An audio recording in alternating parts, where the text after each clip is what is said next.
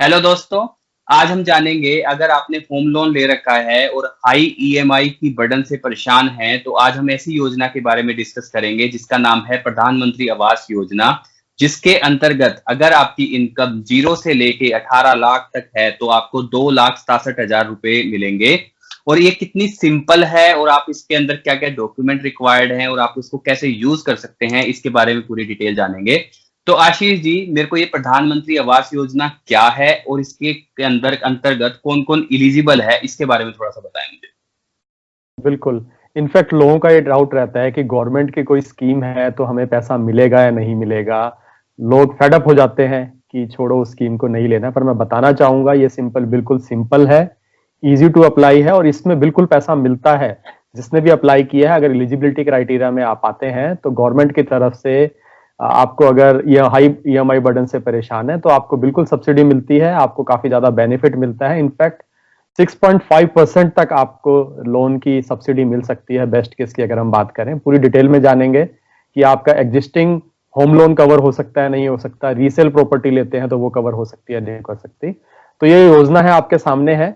बिल्कुल जैसा मैंने बताया, आपके घर का सपना पूरा करने के लिए स्कीम लॉन्च की गई थी, जिसमें आपको सब्सिडी मिलती है क्रेडिट लिंक CLSS जिसको बोला जाता है, अंडर PMAY के अंतर्गत।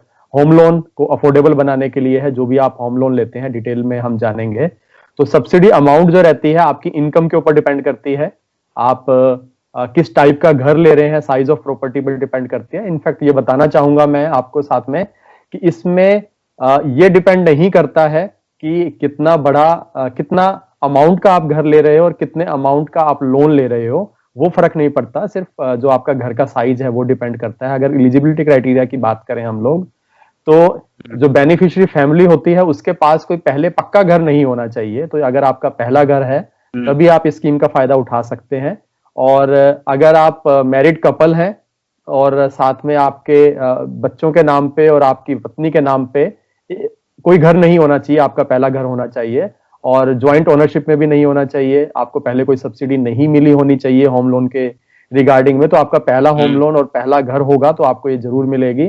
इसके अलावा अगर आपका बच्चा 18 साल से बड़ा है तो वो एक अलग माना जाएगा, उसको आप अलग से बेनिफिट दिलवा सकते हैं। तो ऐसा नहीं है कि उसके साथ क्लब हो जाएगा। और अगर आप पेरेंट के साथ भी रहते हैं तो पेरेंट्स इसका अलग से फायदा उठा सकते हैं और आप इसका अलग से फायदा उठा सकते हैं। तो अगर मुझे इसके डिटेल के बारे में जानना है, उसके क्या क्या रूल्स हैं, इसके बारे में थोड़ा सा मुझे बताएं। डिटेल चार्ट आपके सामने है। इनफैक्ट यहाँ पर हम आसानी से समझेंगे धीरे धीरे सभी रूल्स के बारे में।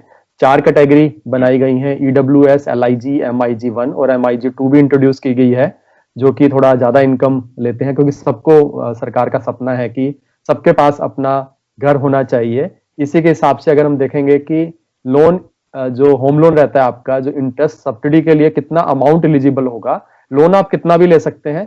आप अगर 60 लाख का लोन लेते हैं तो ऐसा नहीं है कि आपको इस स्कीम के लिए एलिजिबल नहीं होंगे। इनकम ग्रुप आपकी देखनी है कि आप किस कैटेगरी में आते हैं, और आपका साइज जो घर का है वो देखना है आपका। ये दोनों अगर मैच करते हैं तो कॉस्ट ऑफ हाउस और amount of loan does not matter. तो EWS में आपकी जो इनकम है वो 3 लाख तक के लिए रखी गई है। LIG के अंदर 3 से 6 लाख की अगर आपकी इनकम है तो आप एलिजिबल हो। MIG में 6 लाख से 12 लाख और MIG 2 के अंतर्गत 12 लाख से 18 लाख के बीच में अगर आपकी इनकम है तो एलिजिबल है। लोन अमाउंट की अगर हम बात करें, 6 लाख तक के अमाउंट पे ही आपको सब्सिडी मिलती है। अगर आपका 10 लाख का अमाउंट है EWS में लोन अमाउंट है तो आपको 6 लाख तक सब्सिडी मिलेगी। बाकी आपका जो नॉर्मल इंटरेस्ट रेट है वही लगेगा। EWS और LIG में अमाउंट सेम रखी गई है। MIG 1 में 9 लाख रुपीज तक का जो आपका कैलकुलेशन रहेगा वो रहेगा। इसके अलावा का अमाउंट आपको नॉर्मल होम लोन रेट पे मिलेगा।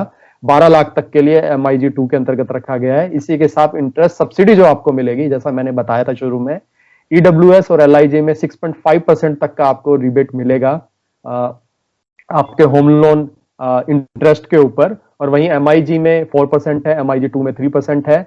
आपका जो मैक्सिमम टेन्योर होना चाहिए, जो भी आप होम लोन लेते हैं, कम का लेंगे तभी मिलेगा, पर मैक्सिमम जो आपको बेनिफिट मिलेगा वो 20 साल तक के लोन के लिए मिलेगा, सभी कैटेगरी के अंदर, चाहे वो EWS हो चाहे MIG हो। इसके अलावा अगर हम रुपीज टर्म्स में बात करें मैक्सिमम सब्सिडीज की, depending upon case to case basis, ये मैक्सिमम अमाउंट है जो आपको क्रेडिट होगा गवर्नमेंट की तरफ से। ये फ्री ऑफ कॉस्ट आपको मिलेगा अगर आपका होम लोन चल रहा है। EMI की बर्डन काफी कम होगी, अभी हम लास्ट में जानेंगे। एग्जाम्पल के साथ कि कैसे आपकी ईएमआई कम हो रही है, कितना अमाउंट आपको मिल रहा है। तो ईडब्ल्यूएस में मैक्सिमम जो आपको मिलता है 2,67,280 रुपीज ईडब्ल्यूएस और एलआईजी में, वहीं एमआईजी 1 में 2,35,000 के आसपास है और एमआईजी 2 के अंतर्गत 2,30,000 के आसपास है। इसके अलावा अगर हम बात करें कि कुछ बैंक हो सकता है कि आपसे कुछ प्रोसेसिंग चार्जेस भी ले लें इस स्कीम में अगर आपको अप्लाई करना है, एप्लीकेशन देना है, बट काफी बैंकों ने इसको फ्री किया हुआ है।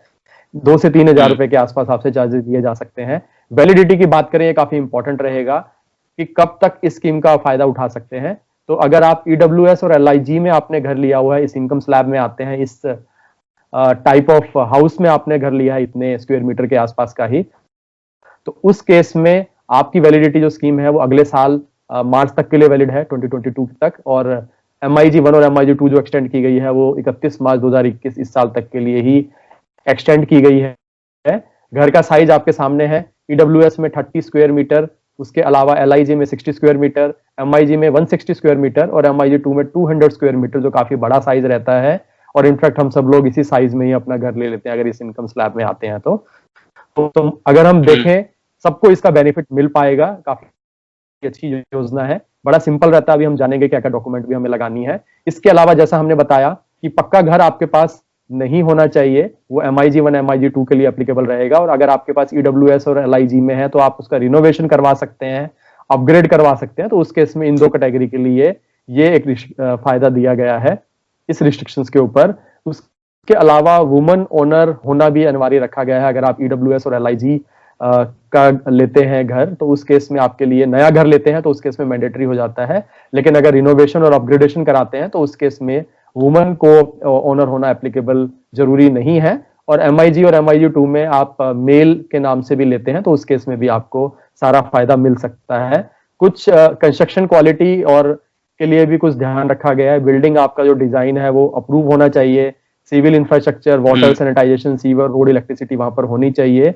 इसके अलावा फ्लैट अगर आप लेते हैं बिल्डर का, इनफैक्ट उस पे भी आपको फायदा मिलेगा। ऐसा नहीं है कि आपको घर बनाना ही है, किसी टाइप की भी प्रॉपर्टी हो आपकी, आप ले सकते हैं। बट वो national building code, BIS code और एज पर एनडीएमए गाइडलाइंस के साथ अप्रूव होनी चाहिए, उसको अडॉप्ट करा होना चाहिए ताकि आपकी सेफ्टी का ध्यान रखा जाए उसमें। तो यहाँ पे ये तो बहुत अच्छी बातें बताई आपने कि कौन कौन एलिजिबल है। तो अगर मेरे को डॉक्यूमेंट चाहिए, अगर मैं इस लोन के लिए अप्लाई करना चाह रहा हूँ, तो मुझे डॉक्यूमेंट क्या क्या रिक्वायर्ड होंगे? जहां से भी आप लोन लेते हैं, ऐसा नहीं है आपको गवर्नमेंट बैंक से ही लोन लेना है। इनफैक्ट किसी भी बैंक में, एनबीएफसी या बैंक से आप अगर लोन लेते हैं, आपका लोन चल रहा है, तो उस केस में आप उसी बैंक के पास ये सारे डॉक्यूमेंट सबमिट कर सकते हैं। आपको एक फॉर्म मिल जाएगा बैंक से, आप ऑनलाइन भी डाउनलोड कर सकते हैं उनकी वेबसाइट से। जिस भी बैंक में आपका लोन चल रहा है उसको आप भरने के बाद साइन करेंगे। उसके बाद आपको अपनी प्रॉपर्टी डॉक्यूमेंट लगाना है। अगर आपने लोन के टाइम पे दिया हुआ है तो वहां से रिट्रीव कर सकते हैं। एनओसी, अगर आपने बिल्डर का फ्लैट लिया है, सोसाइटी से लिया है, अगर आपने प्लॉट वगैरह लिया है, उसके ऊपर घर बना हुआ है, तो उस केस में आप sale agreement, deed of sale, letter of allotment, कोई भी आपके पास प्रॉपर्टी के डॉक्यूमेंट है वो आपको साथ लगाने हैं। इसके अलावा आईडी प्रूफ आपका लगना है, जैसे PAN card, voter ID, driving licence, Aadhaar card, ये आपको साथ लगाना है। एड्रेस प्रूफ आपका होना चाहिए। उसके बाद इनकम प्रूफ। इनफैक्ट ये योजना जो है ये आप सैलरीड और सेल्फ एम्प्लॉयड दोनों के लिए इसका बेनिफिट ले सकते हैं। आपका लोन होना चाहिए, ये एक इंपॉर्टेंट फैक्टर रहेगा इस स्कीम में बेनिफिट लेने के लिए। तो इनकम प्रूफ आपको देना है, 6 मंथ की आपको सैलरी स्लिप अगर आप सैलरीड क्लास हैं, और फॉर्म 16 बैंक स्टेटमेंट आपको देनी होगी साथ में। अगर आप सेल्फ एम्प्लॉयड हैं तो उस केस में IT return along with 2 financial year के आपको आईटी रिटर्न फॉर्म देने हैं। और आपको बैलेंस शीट या प्रॉफिट लॉस, आपका जो अकाउंट स्टेटमेंट बिजनेस का रहता है, वो भी आपको साथ मांगा जा सकता है। ये आपको सारे डॉक्यूमेंट लगाने हैं विनय जी। तो यहाँ पे आपने डॉक्यूमेंट के बारे में बताया। अब मैं अगर ये बात करूं कि मेरे पास एक एग्जिस्टिंग होम लोन चल रहा है, या फिर मैंने जो प्रॉपर्टी है वो किसी से खरीद ली, या फिर मैंने रीसेल में ली, तो उस केस में मैं इस योजना का बेनिफिट उठा सकता हूं, या फिर मेरे को नया घर ही लेना पड़ेगा बिल्डर से? खुशखबरी की बात यह है, दोनों का आंसर हाँ है। एग्जिस्टिंग होम लोन वो भी एलिजिबल है इस स्कीम्स में, अगर आपका पहले से होम लोन चल रहा है, प्रोवाइडेड जो भी हमने एलिजिबिलिटी क्राइटेरिया बताया है आप उसको फुलफिल करते हैं। इसके अलावा रीसेल फ्लैट भी लेते हैं या प्रॉपर्टी लेते हैं, उस केस में भी आप एलिजिबल माने जाते हैं। लेकिन आपको ये देखना होगा कि आपका जो लोन है वो मई 2016 के बाद का होना चाहिए। और उसके पास पहले कोई और घर नहीं होना चाहिए अगर वो रीसेल में भी लेते हैं किसी प्रॉपर्टी को। तो ये एलिजिबिलिटी क्राइटेरिया अगर आप पूरा करते हैं तो बिल्कुल आपके लिए ये वैलिड रहेगी स्कीम। अभी आप एग्जाम्पल से जानते हैं, हमने MIG-1 का एग्जाम्पल लिया है। अगर एग्जाम्पल की बात करें कि इनकम ग्रुप जो रखा गया है MG-1 में 12 लाख तक का रखा गया है, आपका जो लोन है हमने एज्यूम किया है 8.5% 20 ईयर्स के लिए, 9 लाख का जो हमने बताया था वहां तक का बेनिफिट आपको मिलता है। उस केस में EMI जो रहेगी वो 7810 रहेगी इस फॉर्मूले के हिसाब से, 8.5% 20 ईयर्स के हिसाब से। तो अगर आप देखेंगे 20 साल में आपका जो टोटल इंटरेस्ट बनता है वो 9,74,498 रुपए बनता है। आप उसमें जो सब्सिडी का बेनिफिट मिलता है आपको 4% मिलता है, 2,35,000 आप पूरा मैक्सिमम बेनिफिट ले पाएंगे इस केस में।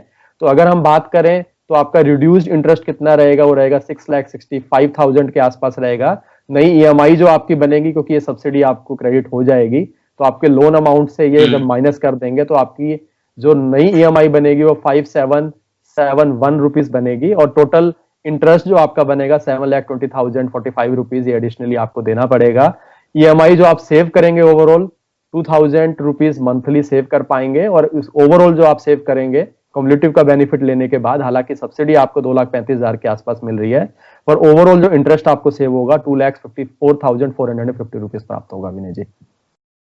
बहुत बढ़िया आशीष। तो दोस्तों ये थी प्रधानमंत्री आवास योजना की पूरी डिटेल। अगर आपको फिर भी कोई भी क्वेश्चन है इससे रिलेटेड या फिर कोई और योजना से रिलेटेड, आप कमेंट सेक्शन में लिख सकते हैं। आज का वीडियो हम यहीं खत्म करते हैं, मिलते हैं नेक्स्ट वीडियो में। धन्यवाद।